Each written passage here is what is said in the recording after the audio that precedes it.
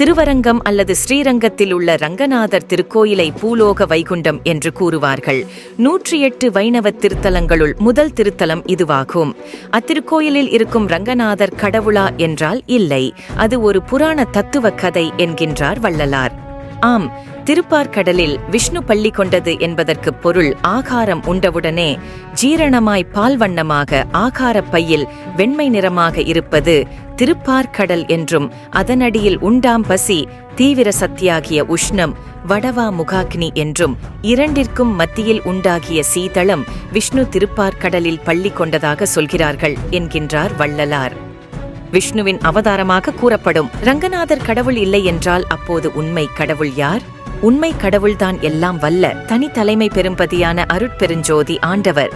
உலக மக்கள் அனைவரையும் சுத்த சன்மார்க்க யுகத்திற்கு இனிதே வரவேற்கின்றோம்.